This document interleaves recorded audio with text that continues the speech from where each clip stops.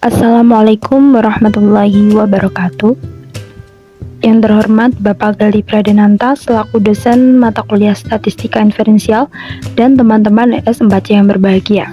Pertama-tama marilah kita panjatkan puji dan syukur kepada Allah Subhanahu wa taala atas rahmat yang telah dilimpahkan kepada kita semua. Tak lupa, sholawat dan salam selalu kami panjatkan kepada junjungan kita Nabi Muhammad SAW. Perkenalkan, saya Rizky Ananda Putri selaku moderator dari kelompok 10 yang beranggotakan Aprilia Eka Fajarwati, Desi Rohmatul Fitria, Rizky Ananda Putri, dan Dea Irmawati Aisyah. Kami akan mempresentasikan materi mengenai multiple regression atau regresi linier berganda. Untuk menyingkat waktu durasi video kali ini, kepada yang bertugas menyampaikan materi, dipersilakan. Di sini saya akan menjelaskan tentang pengertian regresi linier berganda. Regresi linier berganda merupakan model persamaan yang menjelaskan hubungan satu variabel dependen atau terikat atau variabel Y apabila nilai-nilai variabel independen atau bebas atau variabel X1, X2 sampai variabel XK. Tujuan dari uji regresi linier berganda adalah untuk memprediksi nilai variabel dependen atau Y apabila nilai-nilai variabel independen atau X1, X2 sampai XK diketahui. Di samping itu juga untuk dapat mengetahui bagaimanakah arah hubungan variabel tak bebas dengan variabel-variabel bebasnya. Lalu, regresi linier berganda digunakan hanya untuk satu variabel dependen dan dua atau lebih variabel independen. Regresi linier dengan dua variabel independen terdiri dari satu variabel dependen dan dua variabel independen. Dan juga regresi linier dengan tiga variabel independen terdiri dari satu variabel dependen dan tiga variabel independen. Persamaan regresi linier berganda adalah sebagai berikut. Y sama dengan beta 0 ditambah beta 1 yang merupakan koefisien dari X1 ditambah beta 2 yang merupakan koefisien dari X2 ditambah sampai beta K yang merupakan koefisien dari XK ditambah E yang merupakan variabel error, di mana Y merupakan variabel dependen, beta 0 merupakan konstanta, beta 1, beta 2 sampai beta K merupakan nilai koefisien regresi, X1, X2 sampai XK merupakan variabel independen dan juga E merupakan variabel error atau variabel kesalahan. Lalu dalam rumus ini kita mencantumkan variabel error karena variabel error ini tetap dipertahankan meskipun kami telah memasukkan variabel independen tambahan. Penyimpangan antara nilai prediksi Y dan nilai aktual Y akan tetap terjadi. Sedangkan kondisi yang diperlukan untuk variabel error ini yaitu menurut Gujarati 2003, asumsi-asumsi pada model regresi linier berganda adalah sebagai berikut. Yang pertama, model regresinya adalah linier dalam parameter. Dan yang kedua, nilai rata-rata dari error adalah 0. Selanjutnya, variansi dari error adalah konstan atau homoskedastik. Dan yang selanjutnya, tidak terjadi autokorelasi pada error. Lalu tidak terjadi multikoliniaritas pada variabel independen, dan yang terakhir error berdistribusi normal. Selanjutnya saya akan menjelaskan contoh soal model regresi linier berganda. Pertanyaannya yaitu seorang dosen ingin mengetahui pengaruh motivasi belajar, bisa kita umpamakan dengan variabel X, dan minat belajar bisa kita umpamakan dengan variabel X2 terhadap prestasi belajar mahasiswa ES4C. Adapun data penelitian yang akan digunakan diambil dari 12 mahasiswa yang secara lengkap dapat dilihat pada tabel berikut. Selanjutnya, untuk pertanyaan pertama, bagaimana persamaan regresi linier berganda dengan dua prediktor dari uji tersebut? Kemudian pertanyaan kedua, apakah ada pengaruh motivasi dan minat belajar terhadap prestasi belajar mahasiswa ES4C, dan buktikan menggunakan alfa 5% atau 0,05. Untuk penyelesaiannya, yang pertama kita tentukan dulu hipotesis uji dan statistiknya. Sesuai dengan yang ada di PPT, H0 tidak ada pengaruh motivasi dan minat belajar terhadap prestasi belajar mahasiswa ES4C. HA ada pengaruh motivasi dan minat belajar terhadap prestasi belajar mahasiswa ES4C. H0 beta sama dengan 0 dan HA beta tidak sama dengan 0. Kemudian langkah selanjutnya adalah buat kriteria penerimaan uji. Untuk kriteria penerimaan uji itu F hitung lebih besar daripada F tabel, maka H0 ditolak. Kemudian F hitung lebih kecil daripada F tabel, maka H0 diterima. Dan ini menggunakan alfa 0,05 atau 5%. Selanjutnya langkah kedua, kita buka analisis tool dalam Microsoft Excel, kemudian melalui menu data kita pilih data analisis. Jika sudah, maka akan muncul dialog box dan kita pilih regression, lalu klik OK. Selanjutnya akan muncul dialog box regression seperti yang ada di PPT ya. Kita input satu persatu ke dalam kolom yang sudah disediakan. Yang pertama, kita masukkan data variabel Y ke dalam input Y-rank. Jadi inputnya itu mulai dari judul ya. Kemudian jika sudah, kita masukkan data variabel X1 dan X2 ini ke dalam input X-rank. Jika sudah, centang opsi label dan pastikan confidence level atau A atau 1 min alpha sudah 95% karena kita menggunakan alpha 5%. Kemudian kita pilih output rank untuk meletakkan di mana hasil uji regresinya. Nah, output rank ini untuk meletakkan hasil ujinya itu berada pada worksheet yang sama. Klik OK di pojok kanan atas. Maka hasil uji regresi linear bergandanya akan muncul seperti gambar yang telah ada di PPT juga. Kemudian kita buat persamaan regresi linear bergandanya. Tadi kan persamaannya yaitu Y sama dengan beta 0 ditambah beta 1 X1 ditambah beta 2 X2 ditambah dengan error. Maka Y sama dengan 16,78 sekian itu berasal dari hasil confidence uji regresi yang sudah ada pada bagian intercept ditambah 0,38 sekian X1 ditambah dengan 0,507 sekian X2 ditambah dengan error. Kemudian jika sudah, kita tentukan nilai F tabel dengan fungsi sama dengan FINV buka kurung, kita masukkan alfanya 5%.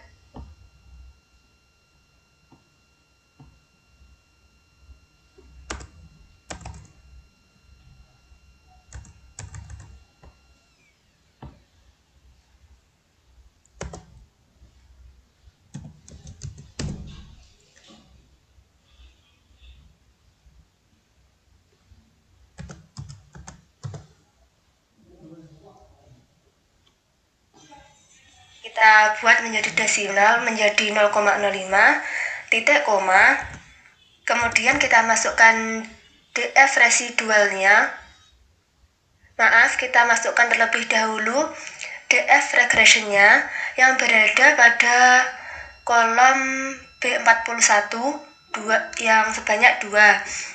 Kemudian titik koma, kita masukkan DF residualnya atau errornya berada pada kolom B42 berjumlah 9, kemudian kita tutup kurung lalu enter. Kemudian jika sudah, kita buat keputusan uji dengan membandingkan nilai F hitung dan F tabel menggunakan fungsi sama dengan if. Kita klik 2 kali, lalu kita ke fx bagian atas. Maka akan muncul dialog box yang berisi logical test, value if true, dan value if false. Pada bagian logical test kita masukkan hasil F hitung tadi atau B25 lebih besar daripada F tabel. Untuk bagian value if true kita pilih H0 ditolak atau pada kolom D21 pada bagian value if val itu kita pilih H0 diterima pada bagian kolom D22. Jika sudah, kita enter. Maka akan muncul keputusan uji bahwa H0 ditolak. Artinya ada pengaruh motivasi dan minat belajar terhadap prestasi belajar mahasiswa IS 4C.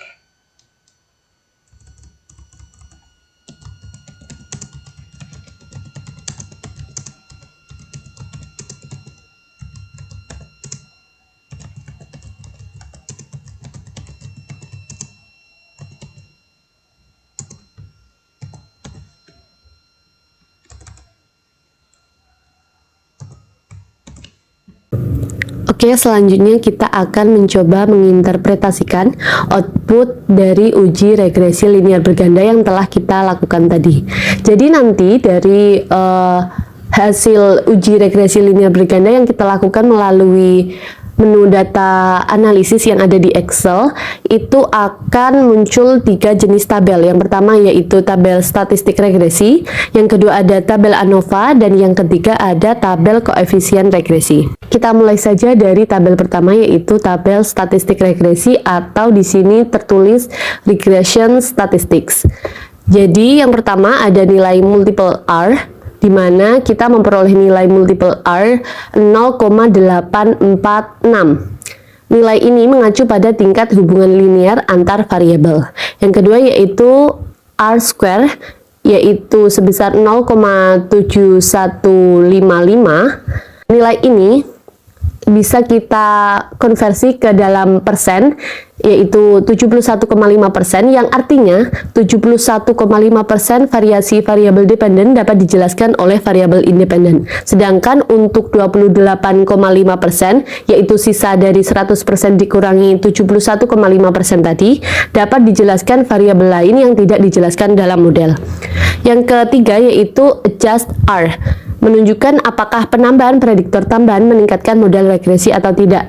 Jadi dari tabel ini kita dapat nilai adjust R square sebesar 0,6523, yang berarti model regresi di atas dapat menjelaskan sekitar 65% variasi variabel Y atau variabel prestasi belajar di sekitar nilai rata-rata pengamatan atau rata-rata sampel. Dengan kata lain, 65% variabilitas dalam Y topi atau prediksi variabel dependen Y ditangkap oleh model regresi di atas.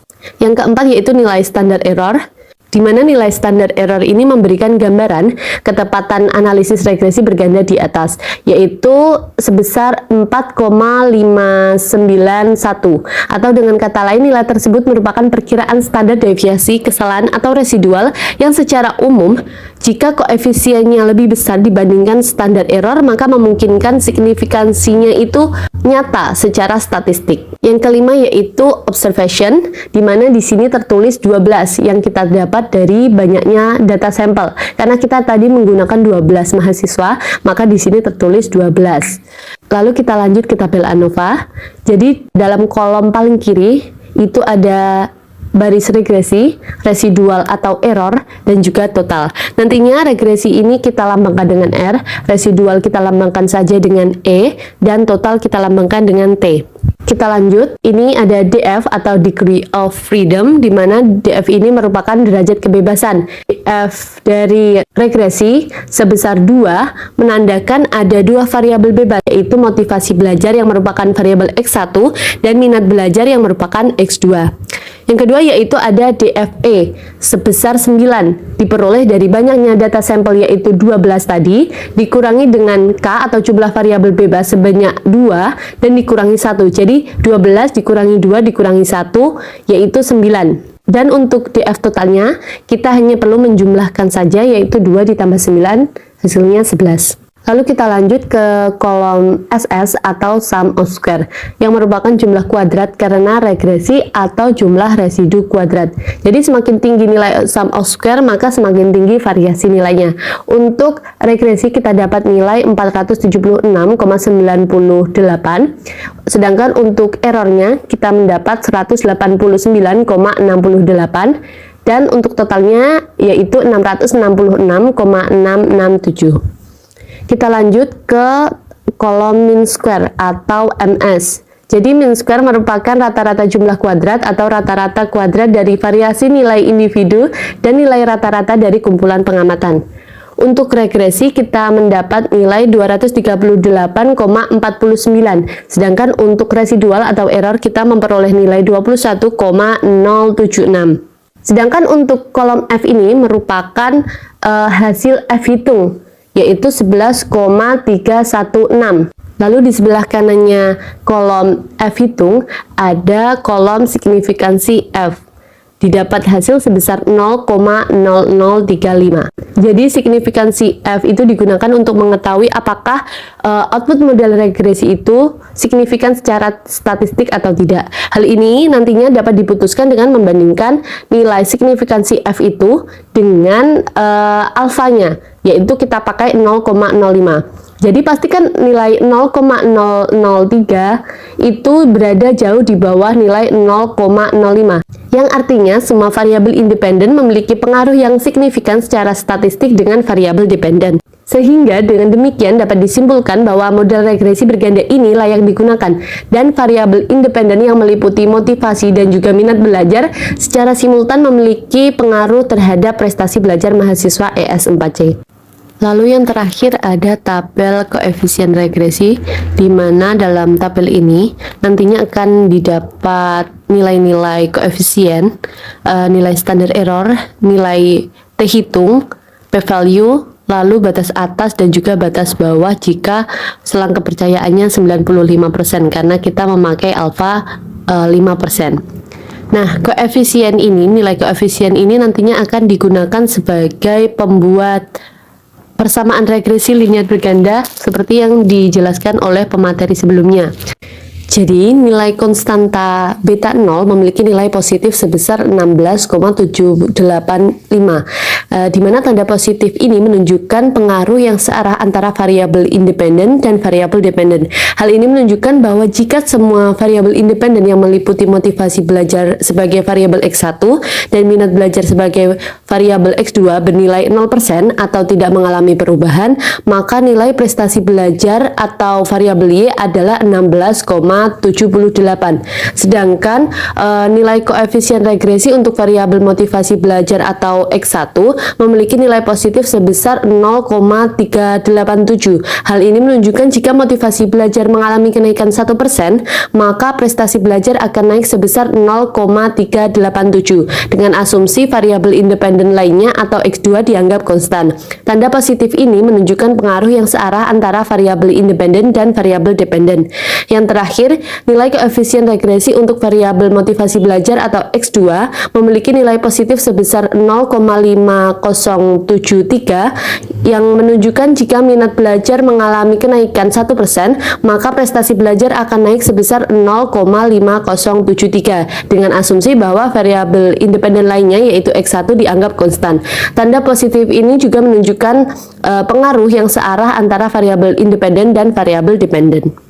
Sedangkan untuk T hitung itu nanti bisa untuk mengetahui bagaimana apakah variabel independen ini secara parsial dapat mempengaruhi variabel dependennya. Sedangkan untuk p-value nantinya dapat digunakan untuk mengetahui apakah secara parsial variabel X1 maupun X2 ini signifikan secara statistik pengaruhnya terhadap variabel dependen. Baik, selanjutnya saya akan menyampaikan jawaban dan kesimpulan dari data yang telah diuji tadi. Untuk pertanyaan pertama, bagaimana persamaan regresi linear berganda dengan dua prediktor dari uji tersebut? Jika kita lihat dari persamaan regresi linear berganda, yaitu Y sama dengan beta 0 plus beta 1 X1 plus beta 2 X2 plus variabel error, maka didapatkan persamaan dari uji di atas, yaitu Y sama dengan 16,78 sekian plus 0,387 sekian X1 plus 0,507 sekian X2 plus variabel error. Lalu untuk soal kedua, apakah ada pengaruh motivasi dan minat belajar terhadap prestasi belajar mahasiswa ES4C dan buktikan dengan menggunakan alfa sama dengan 5%.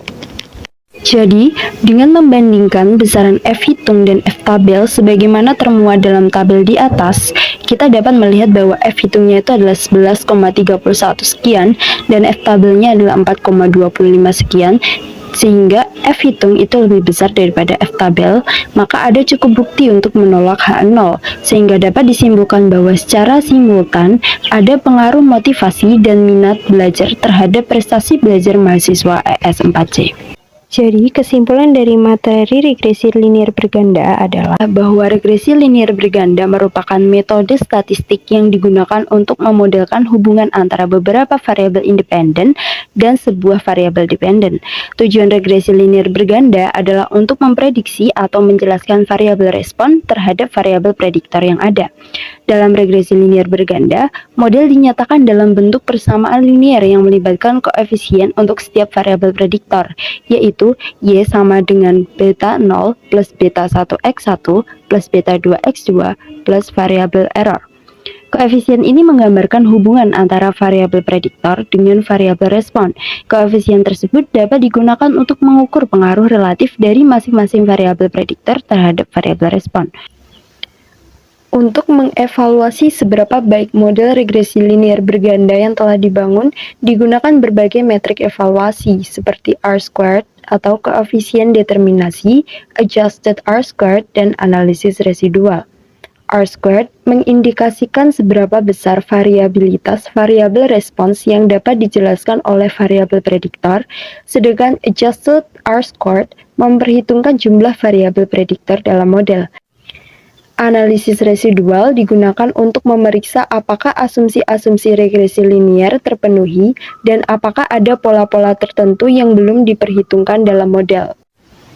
Dalam prakteknya, regresi linear berganda dapat digunakan untuk berbagai tujuan seperti memprediksi nilai masa depan berdasarkan variabel prediktor, menentukan pengaruh variabel prediktor terhadap variabel respons, atau mengidentifikasi variabel prediktor yang paling berpengaruh terhadap variabel respons. Namun, penting untuk diingat bahwa hasil regresi linear berganda harus diinterpretasikan dengan hati-hati dan mempertimbangkan asumsi-asumsi yang mendasarinya. Selain itu, regresi linear berganda tidak selalu menunjukkan hubungan sebab akibat antara variabel prediktor dan variabel respons, melainkan hanya menunjukkan hubungan statistik antara keduanya. Sekian presentasi dari kami. Bila ada kurang lebihnya, kami mohon maaf yang sebesar-besarnya. Wallahul muwaffiq ila aqwamit thoriq. Wassalamualaikum warahmatullahi wabarakatuh.